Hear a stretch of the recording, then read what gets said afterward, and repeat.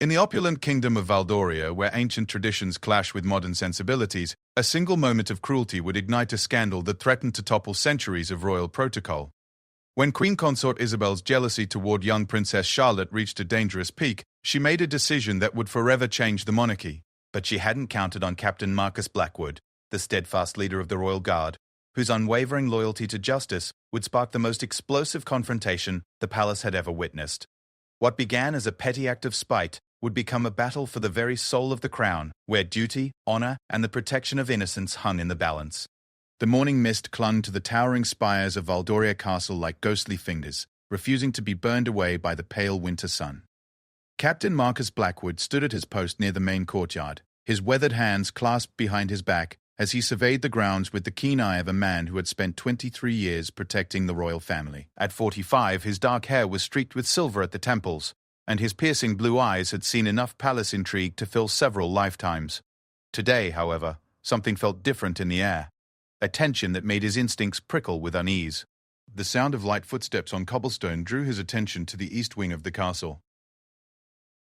Princess Charlotte emerged from the ornate doorway, her golden curls bouncing as she skipped toward the gardens. At 8 years old, she possessed the natural grace of her royal bloodline combined with the innocent joy of childhood. Her bright blue dress, adorned with silver embroidery that caught the morning light, marked her as unmistakably royal. She clutched a small leather journal in one hand and a pencil in the other, her constant companions as she documented the various flowers and birds she discovered during her daily explorations. Marcus smiled slightly as he watched her pause to examine a frost-covered rose bush. Princess Charlotte was beloved by everyone in the castle, from the highest noble to the humblest scullery maid. Her genuine curiosity about the world around her, and her kind treatment of all the staff, had earned her a special place in the hearts of those who served the crown. She never demanded special treatment or threw tantrums like many children of her station might. Instead, she would often be found helping in the kitchens or listening intently to the groundskeeper's stories about the castle's history. The tranquil morning scene was interrupted by the sharp click of heels on marble. Queen Consort Isabel appeared at the top of the grand staircase that led from the main hall to the courtyard. Even from a distance, Marcus could see the tight set of her jaw and the rigid way she held herself. At 38, Isabel was undeniably beautiful, with raven black hair always perfectly arranged and dark eyes that could shift from charming to calculating in an instant. She had married King Edmund 3 years ago after the tragic death of his first wife Charlotte's mother, Queen Amelia. The marriage had been largely political, designed to strengthen ties with the neighboring kingdom of Astoria, but King Edmund had grown genuinely fond of his new wife. Isabel, however, had never quite managed to hide her resentment toward Charlotte. The young princess served as a constant reminder that she was not Edmund's first love, and more importantly, that Charlotte remained first in line to inherit certain titles and properties that Isabel coveted for her own future children. As Isabel descended the stairs, her emerald green gown flowing dramatically behind her, Marcus noticed the way her eyes immediately sought out Charlotte.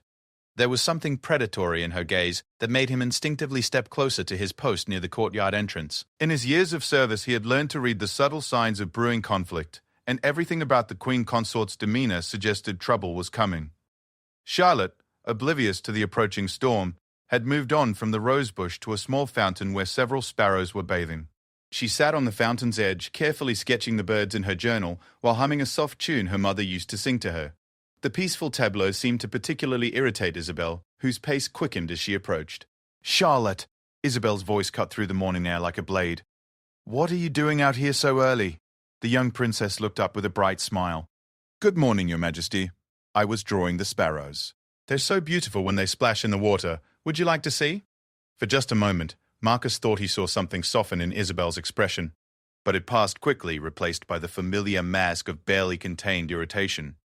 "You should be inside, preparing for your lessons with Governess Whitmore. Running about like a common child is beneath your station." "Ah."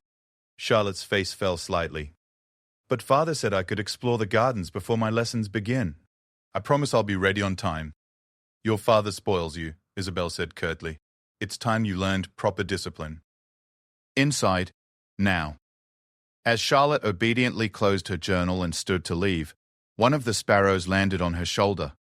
The little girl giggled with delight, standing perfectly still so as not to frighten the tiny creature. The bird seemed perfectly content to perch there, as if drawn to Charlotte's gentle nature.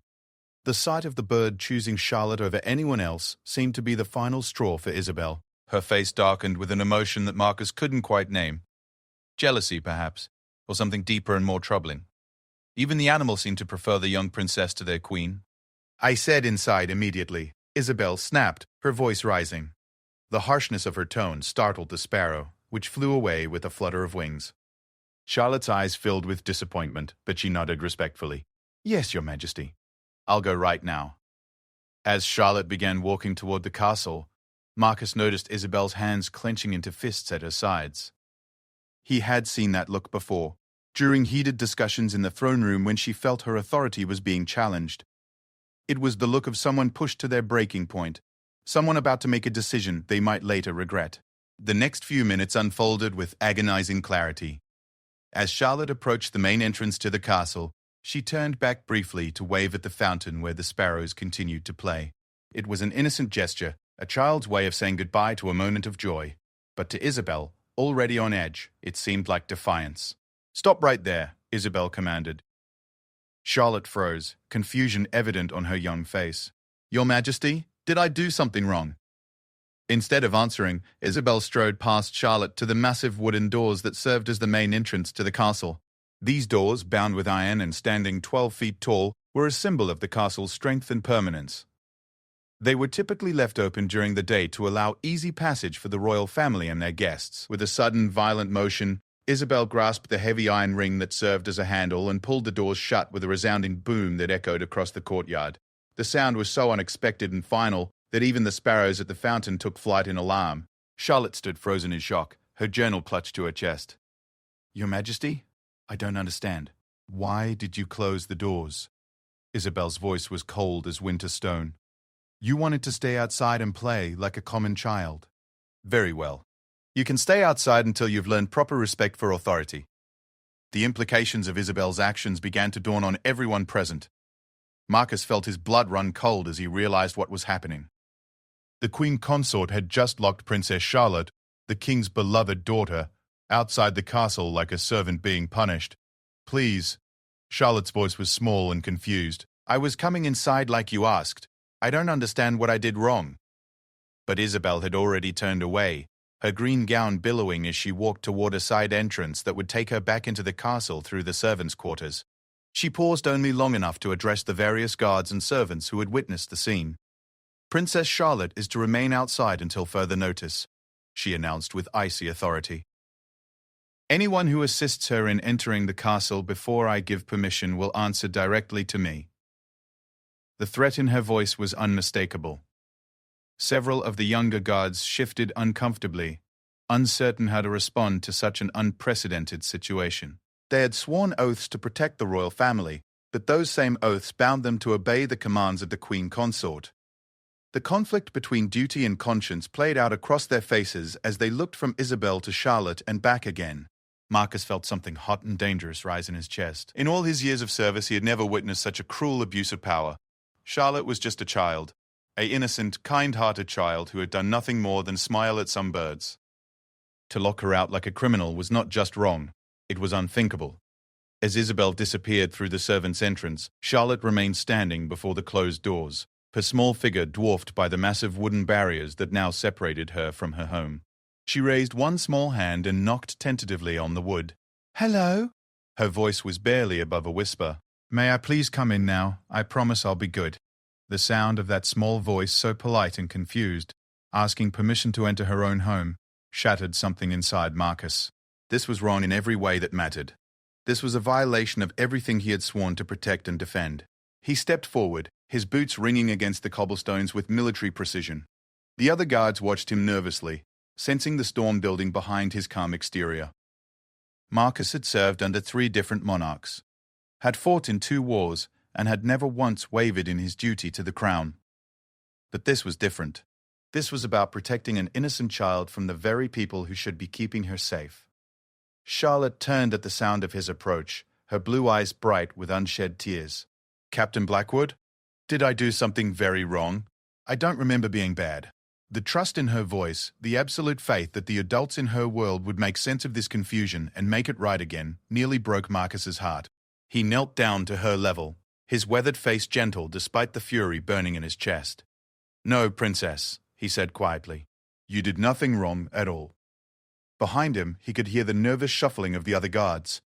They all knew what was coming. They could see it in the set of Marcus's shoulders and the way his jaw had tightened. Captain Marcus Blackwood, the most decorated and respected member of the Royal Guard, was about to make a decision that would change everything. The morning mist continued to swirl around the castle grounds, but the atmosphere had shifted completely. What had begun as a peaceful morning had become the opening act of a drama that would test every principle the Royal Guard held sacred. And at the center of it all stood a small girl in a blue dress, clutching her journal and trying to understand why the adults she trusted had suddenly turned her world upside down. The stage was set for a confrontation that would echo through the halls of Valdoria Castle for generations to come. Marcus remained kneeling before Charlotte for several long moments, his mind racing through the implications of what he was about to do. 23 years of unwavering loyalty to the crown had prepared him for many situations, but nothing quite like this.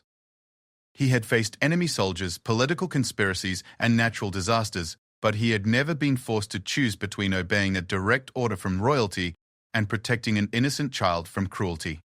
The other guards watched nervously as Marcus slowly rose to his feet. Lieutenant James Morrison, a younger man who had served under Marcus for 5 years, stepped closer with obvious concern etched on his face. Morrison was barely 28, with sandy hair and earnest green eyes that reflected his genuine worry about the unprecedented situation unfolding before them. "Captain," Morrison said quietly, positioning himself so Charlotte couldn't hear their conversation. "What are your orders, sir?" It was a loaded question, and both men knew it. Morrison was asking Marcus to clarify their duty in a situation that seemed to have no clear answer. Were they bound to follow Queen Consort Isabel's command to keep Charlotte outside, or did their primary oath to protect the royal family supersede her specific orders? Marcus looked at his lieutenant with the weight of command heavy in his eyes. "Lieutenant Morrison, what is our primary duty as members of the Royal Guard?" Morrison straightened instinctively at the formal tone. "To protect and serve the royal family of Valdoria, sir." "To defend them against all threats, foreign and domestic. And who exactly constitutes the royal family?" "His Majesty King Edmund, Princess Charlotte as his heir, and Queen Consort Isabel by marriage, sir." Marcus nodded slowly. "And if members of the royal family are in conflict with one another, where does our loyalty lie?" Morrison's brow furrowed as he considered the question. It was the kind of theoretical scenario they had discussed in training but never expected to face in reality. I believe our primary loyalty is to the crown itself, sir." "To the institution and the rightful heir." "Exactly." Marcus turned back to Charlotte, who had been waiting patiently despite her obvious confusion and growing distress. The child was shivering slightly in the morning cold, her thin dress offering little protection against the winter air that moved freely through the courtyard. Behind them, Sergeant William Hayes approached with obvious reluctance. Hayes was a veteran of 15 years, a solid and dependable man who had always followed orders without question. His weathered face showed the strain of trying to reconcile his duty with his conscience. "Captain Blackwood," Hayes said carefully. The Queen Consort was quite clear in her instructions. She said anyone who helped the princess enter the castle would answer directly to her. Marcus turned to face Hayes, and something in his expression made the sergeant take an involuntary step backward. The captain's blue eyes had gone cold as winter steel, and when he spoke, his voice carried the authority of 2 decades of command. "Sergeant Hayes, are you suggesting that we abandon our duty to protect Princess Charlotte because Queen Consort Isabel has chosen to abuse her position?" The word abuse hung in the air like a challenge. It was a direct accusation against a member of the royal family, spoken aloud by the captain of the guard. Such words could be considered treason under certain interpretations of royal law. But Marcus had chosen his language carefully, and every man present understood the distinction he was making. Hayes shifted uncomfortably. "Sir, I'm just concerned about the consequences of defying a direct royal command, and I'm concerned about an 8-year-old child being used as a pawn in an adult's petty power game," Marcus replied sharply. "Tell me, Sergeant, what consequences do you think King Edmund will impose when he discovers his daughter was locked out of her own home like a criminal?" The mention of the king sent a visible shudder through the assembled guards. King Edmund's love for his daughter was well known throughout the kingdom. He had never fully recovered from the loss of his first wife, and Charlotte was his most precious connection to her memory. The idea of explaining to the king that they had allowed his beloved daughter to be humiliated and endangered would be far more terrifying than facing Isabel's displeasure. Charlotte had been listening to the conversation with growing anxiety. Though she didn't understand all the political implications, she could sense the tension between the adults and knew it somehow centered on her. When she spoke, her voice was small but determined. Captain Blackwood, please don't get in trouble because of me. If Her Majesty wants me to stay outside, then I'll stay outside. I don't want anyone to be punished. The pure selflessness of her response hit Marcus like a physical blow. Here was a child more concerned about the welfare of others than her own comfort and safety. It was exactly the kind of noble spirit that made her beloved by everyone in the castle, and it crystallized his resolve like nothing else could have. Marcus knelt down again, placing his hands gently on Charlotte's shoulders. "Princess, do you remember what your father taught you about the difference between right and wrong?" Charlotte nodded solemnly. "Father says that doing what's right isn't always easy, but it's always important. He says that people in power have a special responsibility to protect those who can't protect themselves." That's exactly right. And sometimes, when we see something wrong happening, we have to be brave enough to stand up against it, even when it's difficult. Understanding dawned in Charlotte's eyes. She was young, but she was intelligent and had been raised to understand concepts of justice and responsibility. "You mean what happened to me was wrong?" "Yes, Princess. What happened to you was very wrong." The simple acknowledgement seemed to lift a weight from Charlotte's shoulders. For the past half hour, she had been struggling to understand what she had done to deserve such treatment. To hear the captain, someone she trusted completely, confirm that she was not at fault provided enormous relief. Marcus stood and turned to face the assembled guards. When he spoke, his voice carried the weight of absolute command. "Gentlemen, I am about to give you a direct order. You may choose to follow it or refuse it, but you should understand the implications of both choices." The courtyard fell completely silent except for the distant sound of the sparrows returning to their fountain. Every guard present understood they were witnessing a moment that would define their careers and possibly their lives. "I am ordering the main doors to be opened immediately, and Princess Charlotte is to be escorted safely inside to her proper chambers. Anyone who wishes to object to this order may do so now." Sergeant Hayes cleared his throat nervously. "Sir, what about Queen Consort Isabel's command?" Marcus's expression hardened. Queen Consort Isabel overstepped her authority when she decided to punish Princess Charlotte for the crime of being a child. Our oath is to protect the royal family, not to enable abuse within it. The word abuse was spoken even more firmly this time, leaving no doubt about Marcus's position. He was drawing a line in the sand, forcing every man present to choose between blind obedience to authority and moral duty to an innocent child. Lieutenant Morrison was the first to step forward. "Captain Blackwood, I stand with you, sir." His declaration seemed to break the dam of uncertainty. One by one, the other guards moved to stand behind Marcus. Even Sergeant Hayes, after a long moment of internal struggle, joined the group. "Very well," Marcus said with grim satisfaction. "Lieutenant Morrison, have 2 men open the main doors." "Sergeant Hayes, I want you to personally escort Princess Charlotte to her chambers and ensure she has everything she needs. The rest of you, maintain normal patrol patterns but be prepared for complications." As the guards moved to carry out his orders, Marcus felt a mixture of relief and apprehension. He had made his choice, but he was under no illusions about what it would cost him. By directly defying Queen Consort Isabel's command, he had effectively declared war on one of the most powerful people in the kingdom. The massive door swung open with a deep groan of hinges, the sound echoing through the courtyard like a bell tolling the end of an era. Charlotte looked up at Marcus with gratitude shining in her blue eyes. "Thank you, Captain. I knew you would make it right." Her simple faith in his goodness was almost more than he could bear. "Go inside now, Princess. Get warm and prepare for your lessons. Try not to worry about what happened here." As Charlotte walked through the doorway with Sergeant Hayes at her side, she paused to look back at Marcus. "Captain, will you be all right?" The question revealed a maturity beyond her years, an understanding that his actions on her behalf would have consequences. Marcus managed a reassuring smile. "I'll be fine, Princess." "That's what we're here for." But as Charlotte disappeared into the castle and the doors remained standing open in direct defiance of royal command, Marcus knew that nothing would be fine again for quite some time. He had chosen his path, and now he would have to face whatever storm was about to break over Valdoria Castle. In the distance, he could see curtains moving in the windows of the Queen's private chambers. Isabel had undoubtedly witnessed the opening of the doors and Charlotte's return to the castle. The confrontation he had just initiated was far from over. In many ways, it was just beginning. Marcus straightened his shoulders and prepared for war. The storm Marcus had anticipated arrived with the fury of a winter gale less than an hour after Charlotte had been safely escorted to her chambers. The sound of heels clicking rapidly against marble floors echoed through the main corridor like gunshots, growing louder and more aggressive with each step. Queen Consort Isabel appeared at the top of the grand staircase like an avenging angel dressed in emerald silk, her dark eyes blazing with a rage that made several servants scatter from her path.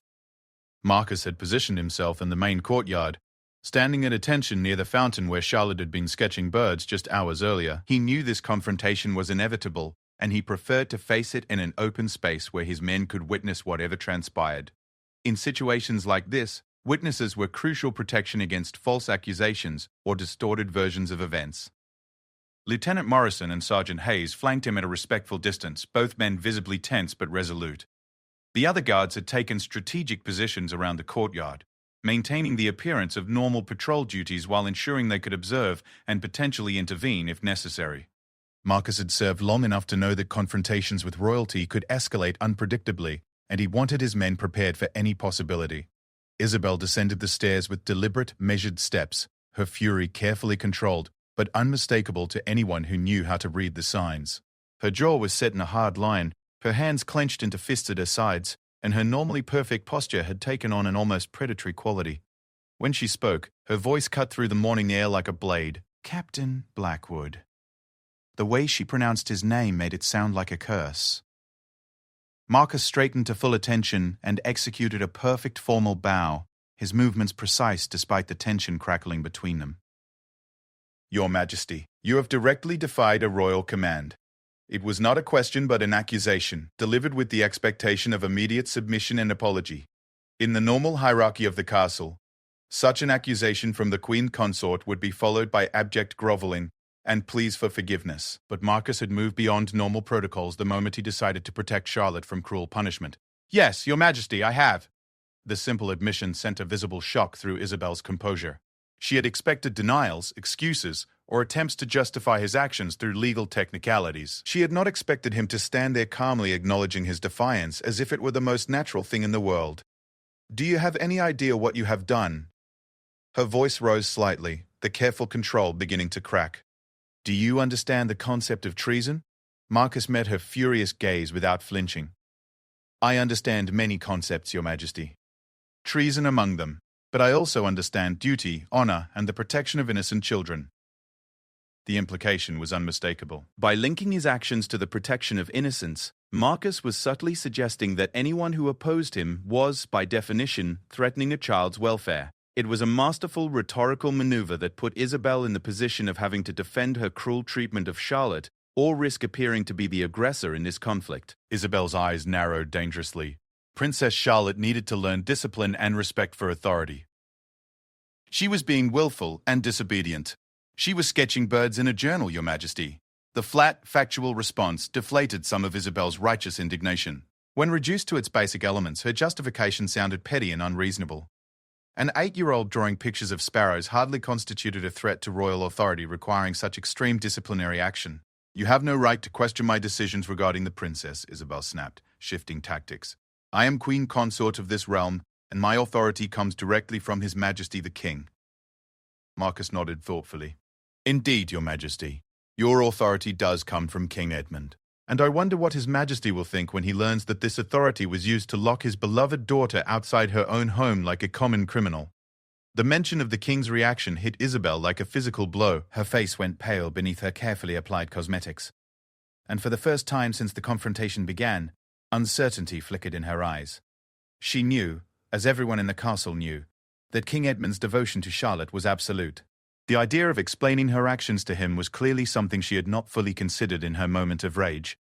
The king will understand that discipline is necessary for proper royal upbringing, she said, but her voice lacked its earlier conviction. Will he? Marcus asked quietly. In my 23 years of service to this family, I have observed King Edmund's approach to raising Princess Charlotte.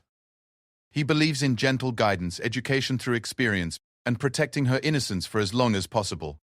He has never, not once, supported harsh punishment for childish behavior. Each word was chosen carefully, designed to force Isabel to confront the reality of her position. Marcus was painting a picture of her actions that would be virtually impossible for King Edmund to accept or defend. By framing the incident in terms of the king's known preferences and values, Marcus was effectively making Isabel's position untenable. Sergeant Hayes, who had been standing silently throughout the exchange, cleared his throat softly. When both Marcus and Isabel turned toward him, he spoke with careful formality. "Begging your pardon, Your Majesty, but His Majesty the King has returned from his morning ride and is asking to speak with Princess Charlotte." The timing could not have been worse for Isabel. King Edmund had been out inspecting the northern border defenses since dawn, and his return at this particular moment meant that the confrontation was about to expand beyond a simple conflict between the Queen Consort and the Captain of the Guard. Now the king himself would become involved, and Isabel would have to explain her actions to the one person whose opinion mattered most. Marcus felt a grim satisfaction at this development. "Sergeant Hayes, please inform His Majesty that Princess Charlotte is in her chambers, safe and unharmed, but that he may wish to speak with her about the morning's events." The subtle emphasis on safe and unharmed was not lost on anyone present. Marcus was making it clear that Charlotte had potentially been in danger, and that his intervention had been necessary to ensure her welfare. It was another masterful stroke in what was becoming a carefully orchestrated defense of his actions. Isabel's composure finally cracked completely. "You arrogant fool! Do you think you can manipulate this situation to make me appear to be the villain? I am queen of this realm." "You are queen consort," Marcus corrected gently but firmly. "A position of honor and responsibility, but not one that grants unlimited power over the rightful heir to the throne." The distinction was crucial in the complex hierarchy of royal succession. As queen consort, Isabel held significant authority, but that authority was ultimately derivative and limited. Princess Charlotte, as the king's daughter and designated heir, held a position that predated Isabel's marriage and superseded her stepmother's authority in many crucial respects. "How dare you lecture me about royal hierarchy?" Isabel's voice had risen to near shouting levels, causing several servants to peer nervously from windows and doorways. "You are nothing but a common soldier who has forgotten his place." The insult was designed to provoke Marcus into an angry response that would justify further escalation. But Marcus had been in enough political conflicts to recognize the trap. Instead of rising to the bait, he remained perfectly calm and respectful.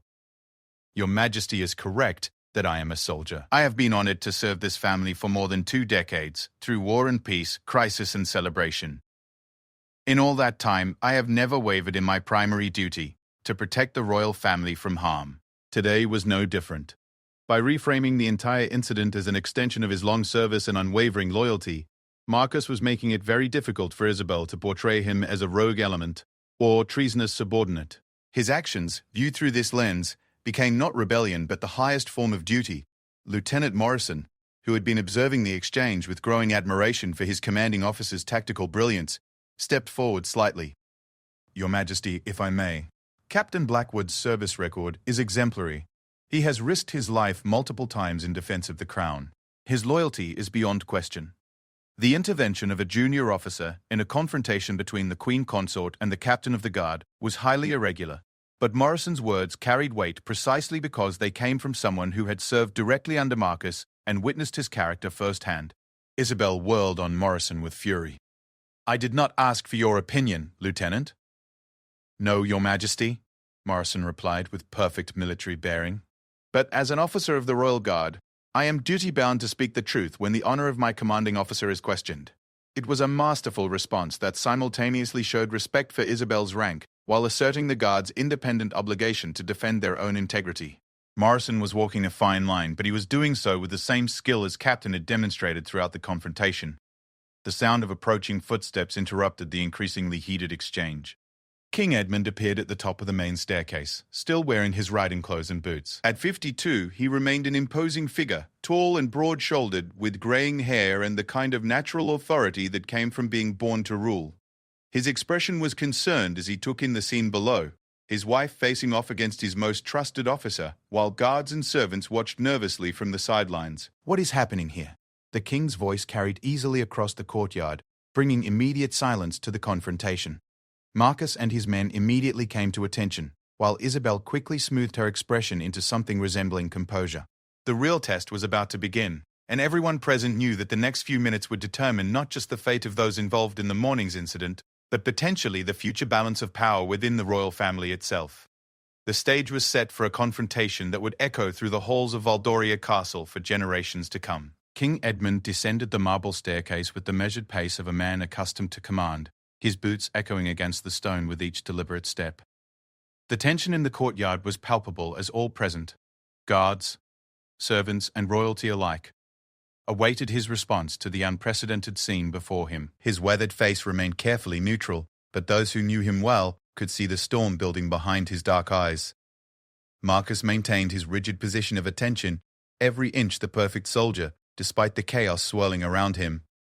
23 years of service had taught him to read his monarch's moods, and he could sense the king's growing concern as Edmund took in the details of the confrontation, his wife's flushed face and obvious agitation, the nervous positioning of the guards, and the unmistakable atmosphere of crisis that hung over the entire scene. Isabel recovered her composure first, stepping forward with a graceful curtsy that somehow managed to convey both respect and injured dignity.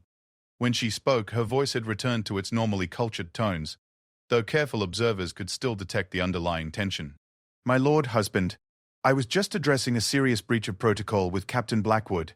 He has directly defied royal authority and undermined proper discipline within the household." King Edmund's gaze moved from his wife to Marcus, taking in the captain's unwavering stance and the resolute expressions of the guards flanking him. In his years as monarch, Edmund had learned to distinguish between genuine crises and manufactured conflicts, and something about this situation felt decidedly manufactured.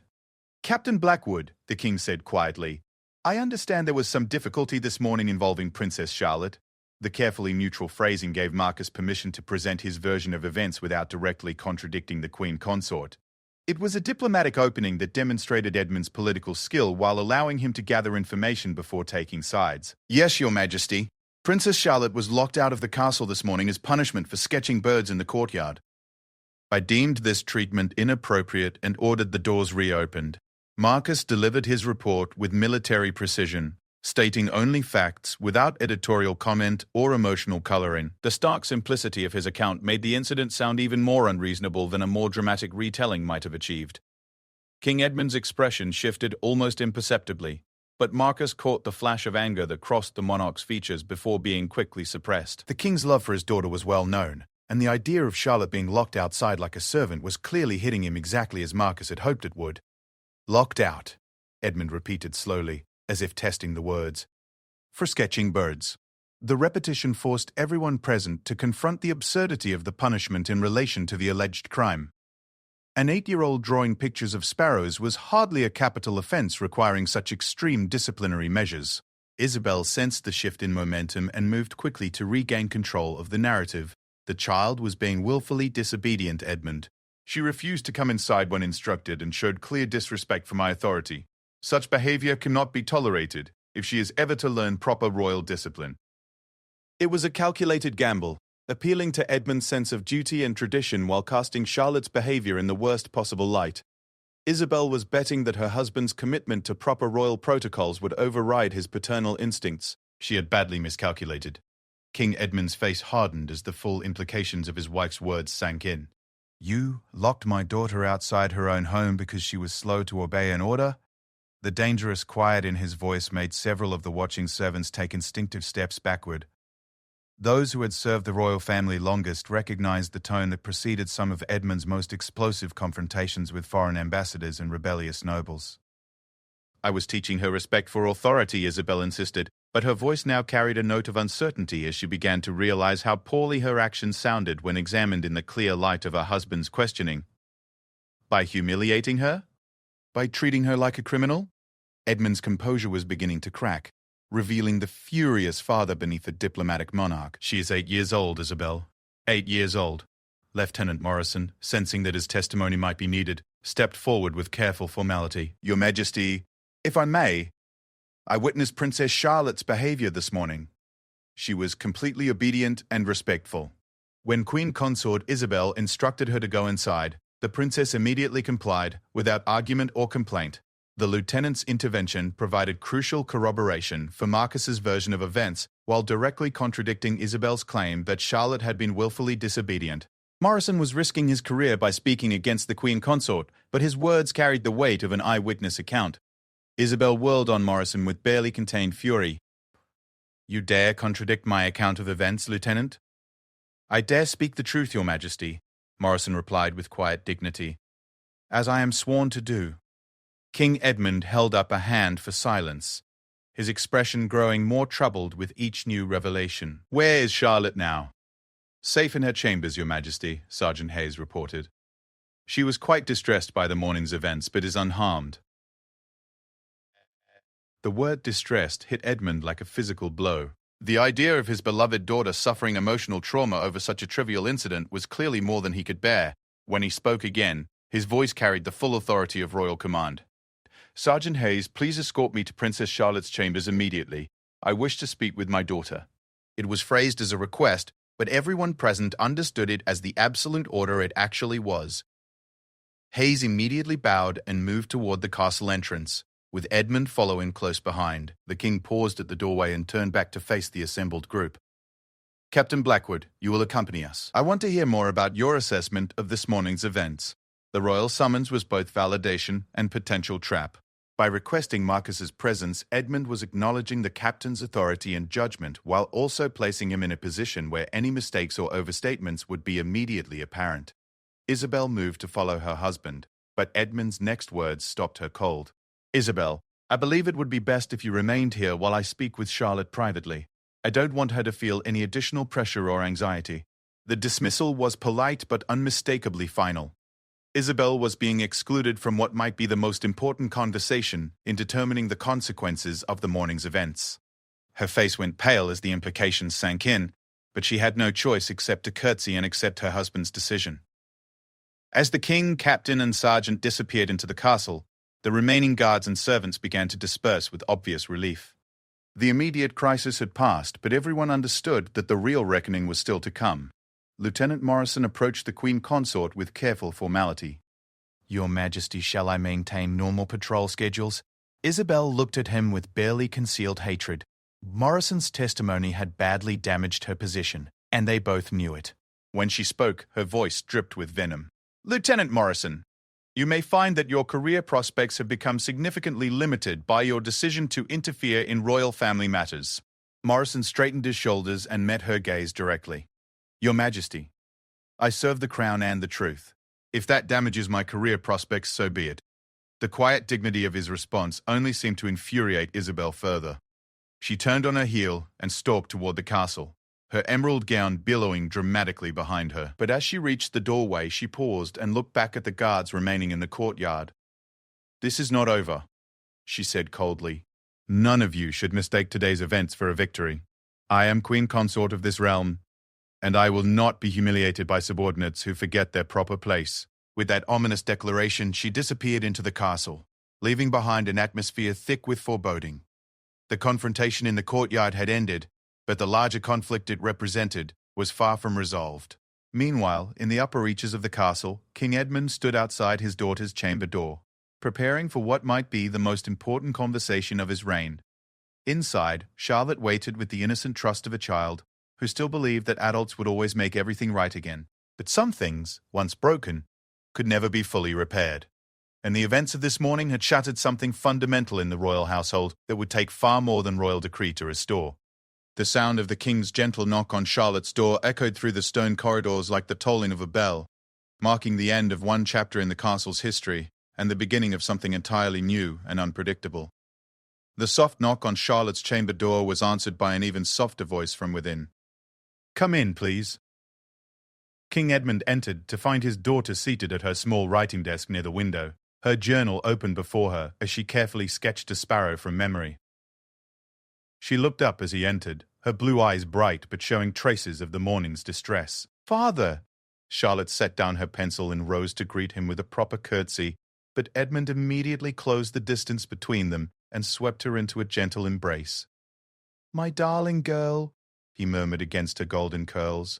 "I heard you had a difficult morning." Charlotte pulled back to look at his face, her expression serious beyond her years. "Father, did I do something very wrong? I've been trying to remember, but I can't think of anything bad I did." The innocent confusion in her voice broke Edmund's heart. He guided her to the comfortable chairs near her fireplace, settling her on his lap as he had when she was even younger. Behind them, Marcus and Sergeant Hayes maintained respectful positions near the door, ready to provide testimony if needed. "Tell me exactly what happened this morning, sweetheart. Don't leave out any details." Charlotte's account was delivered with the honest precision of a child who had no reason to lie or embellish. She described her peaceful morning in the garden, her excitement over the sparrows at the fountain, and her immediate compliance when Isabel ordered her inside. Her voice grew smaller as she recounted the closing of the doors and her confusion at being locked outside. "I kept knocking and asking to come in," she said quietly. "I promised I would be good, but no one answered. I was getting cold, and I didn't understand why everyone was angry with me." Each word was like a dagger to Edmund's heart. The image of his beloved daughter standing alone outside the castle, confused and frightened, knocking politely for permission to enter her own home, filled him with a rage that took all his self-control to contain. "You did nothing wrong," he said firmly, his voice thick with emotion. "Nothing at all, Charlotte. Sometimes adults make poor decisions, and children suffer for them. I am so sorry that happened to you." The royal apology was unprecedented. Kings did not typically apologize to anyone, let alone to children, for the actions of other adults. But Edmund was speaking as a father, not as a monarch, and his grief over his daughter's treatment overrode all considerations of protocol or dignity. Charlotte seemed to sense the gravity of the moment. "Father, is Captain Blackwood in trouble because he helped me?" "I don't want him to be punished for being kind." Edmund looked over at Marcus with deep respect and gratitude shining in his eyes. "Captain Blackwood will not be punished, darling. In fact, he did exactly what he should have done. He protected you when you needed protection." The king's words carried enormous significance for everyone present. By explicitly endorsing Marcus's actions, Edmund was not just protecting his captain from potential consequences, he was establishing a precedent that would guide future conflicts between royal authority and moral duty. Marcus stepped forward and bowed deeply. "Your Majesty, I hope you understand that my actions this morning were motivated entirely by concern for Princess Charlotte's welfare. I would never presume to interfere in family matters under normal circumstances." "Your actions were not just appropriate, Captain, they were exemplary," Edmund replied firmly. "You upheld the highest traditions of the Royal Guard, and you have my complete confidence and gratitude." The royal endorsement sent a clear message throughout the castle hierarchy. Marcus had not only escaped punishment for his defiance, but had been elevated in the king's estimation. It was a complete vindication of his choice to protect Charlotte over political expediency. Charlotte looked up at her father with the wisdom that sometimes emerges from difficult experiences. "Father, why did Isabel want to hurt me? I thought stepmothers were supposed to love their stepchildren." The question was delivered with heartbreaking innocence, but it cut to the core of the royal family's dysfunction. Edmund struggled to find age-appropriate words to explain adult jealousy and political maneuvering to an 8-year-old. "Sometimes people make choices based on fear or anger instead of love," he said carefully. "Queen Consort Isabel made a very poor choice this morning, and it caused you pain. That was wrong, and it won't happen again." The quiet certainty in his voice made it clear that this was both a promise to his daughter and a warning to his wife. Whatever private conversations would follow between Edmund and Isabel, Charlotte would never again be subjected to such treatment. Sergeant Hayes, who had been maintaining his position near the door, cleared his throat softly. "Your Majesty, if I may. I think Princess Charlotte showed remarkable courage and dignity throughout the entire incident." Many adults would have responded with tears or tantrums, but she remained composed and polite, even when frightened and confused. The observation was both accurate and diplomatically useful. By praising Charlotte's behavior, Hayes was reinforcing the contrast between her mature response and Isabel's petty cruelty. It was another piece of testimony that would support the emerging narrative of the morning's events. Edmund smiled at his daughter with obvious pride. "Sergeant Hayes is absolutely right. You handled a very difficult situation with grace and maturity, Charlotte. Your mother would be very proud of you." The reference to Charlotte's deceased mother hung in the air like a blessing. Queen Amelia had been beloved throughout the kingdom, and her memory served as a standard against which all subsequent royal behavior was measured. By invoking Amelia's name, Edmund was subtly drawing a distinction between the kind of stepmother Charlotte deserved and the one she had received. A soft knock on the chamber door interrupted the emotional moment. Lieutenant Morrison entered with obvious reluctance, his face grave as he delivered his message. "Your Majesty, Queen Consort Isabel requests an audience at your earliest convenience. She wishes to discuss the morning's events and their resolution. The careful phrasing made it clear that Isabel was seeking to negotiate the terms of whatever consequences would follow her actions. She had presumably realized that her position was seriously compromised and was hoping to limit the damage through direct appeal to her husband. Edmund's expression hardened. "Tell Queen Consort Isabel that I will speak with her in my private study in 1 hour. She should use that time to consider very carefully what she wishes to say about her treatment of my daughter." Morrison bowed and withdrew, leaving behind an atmosphere thick with anticipation. The private confrontation between Edmund and Isabel would determine not just the immediate consequences of the morning's events, but potentially the future structure of power within the royal marriage. Charlotte sensed the tension and slipped her small hand into her father's larger one. "Father, will things be different now?" It was a remarkably perceptive question from such a young child, but Charlotte had always been unusually aware of the adult dynamics around her. She understood that the morning's events had shifted something fundamental in the castle's balance of power. Edmund squeezed her hand gently. "Some things will be different, yes, but the important things will remain the same. You are loved, you are safe, and you will always be protected. That I promise you." As father and daughter sat together in the warm glow of the fireplace, Marcus reflected on the extraordinary events of the day. He had begun the morning as a loyal soldier following routine patrol duties. He was ending it as a man who had fundamentally altered the balance of power within the royal family by choosing moral duty over political expediency. The consequences of his choice would ripple through Valdoria Castle for years to come. Isabel's authority had been publicly challenged and found wanting. The royal guard had demonstrated that their ultimate loyalty lay with justice rather than blind obedience to rank. And most importantly, a young princess had learned that there were adults in her world willing to sacrifice their own interests to protect her welfare. As the afternoon sun streamed through Charlotte's chamber windows, painting everything in warm golden light, it seemed to symbolize the hope that had emerged from the morning's darkness. The royal family had been tested by crisis and had emerged stronger in the places that truly mattered. But in the shadows of the castle, Isabel was preparing for her own confrontation with the king. The morning's battle had been won, but the war for the soul of the monarchy was far from over. Some wounds, once inflicted, never fully healed, and the events of this day had created divisions that would echo through the generations.